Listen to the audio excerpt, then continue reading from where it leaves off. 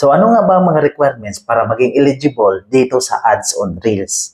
So sa mga hindi nakakaalam, yung ads on Reels guys, ito yung lalabas sa mga Reels natin, sa baba ng Reels natin kung monetize na tayo or eligible na tayo dito sa program na ads on Reels. So kung hindi ka pa monetize, wala kang makikitang ads on Reels sa baba ng mga Reels mo. So kung monetize ka na, may ads dyan lalabas sa baba. So ano nga ba ang mga requirements para maging eligible tayo sa ads on Reels? So dati kasi guys, para ma-monetize tayo or para ma-invite tayo dito sa ads on Reels, kailangan may 1,000 followers na tayo at 600,000 minutes views.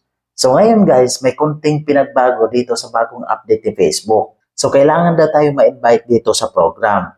So sabi dito guys, sa ngayon daw, yung creators cannot request access to join the program. Yung mga creators, hindi na makapag-request to join the program. So sa ngayon, sabi dito, kasi sa bagong update ngayon ni Facebook, nag-invite sila ng 1 million content creators at nasama tayo doon. So laki pasalamat ko kasi yung page ko isa nasama doon. So nag-invite sila ng 1 million content creators para dito sa bagong update ni Facebook, which is itong content monetization beta. So beta, pinagsama na yung tatlo. Pag na-invite ka dito, ma-open na yung ads on Reels mo, tapos yung bonuses at saka yung stream ads. So ito na yung tatlo. Kasi nga may sinusubukan silang mga bagong program ngayon. So nag-invite mo na sila ng 1 million. Baka susunod yung iba na naman. So hintay-hintay lang tayo. So kahit ka daw, sabi dito, kahit nga daw, na-reach mo na yung 1,000 followers at 600 minutes views, kung hindi ka pa na-invite dito sa program, hindi ka pa ma-monetize dito, hindi ka pa magkakaroon ng ads on Reels. So, kailangan natin ma-invite. So, ang sabi pa dito ni Facebook, guys, so ito sabi ni Meta, so, kailangan daw, meron tayong page.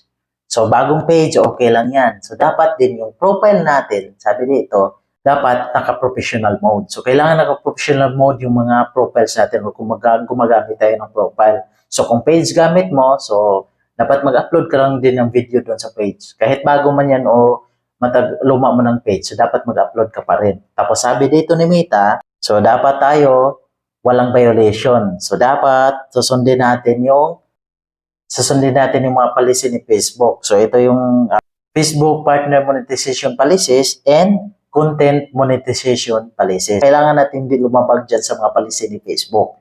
So para may chance tayong ma-invite sa bagong update nga ni Facebook, which is ito yung Facebook Content Monetization Beta. Tapos sabi pa dito, dapat daw 18 years old pataas ka. So dapat 18 years old pataas ka para ma-invite tayo dito sa program, which is ads on Reels. Tapos dapat daw nakatira ka sa mga lugar na to. So sa mga lugar na to, so mga sulat dyan, so dapat nandyan ka nakatira. So kasama yung Pilipinas dyan. Dapat kasama tayo dyan at dapat wala tayong mga violation. So, check nyo na yung mga video nyo kung walang violation para sa sunod na mag-invite ngayon si Facebook, baka masama tayo doon. So, masama yung page natin or yung profiles natin. Sana may natutunan kayo sa video ko na to guys. So, don't forget to follow, share, like, and comment below. Thank you.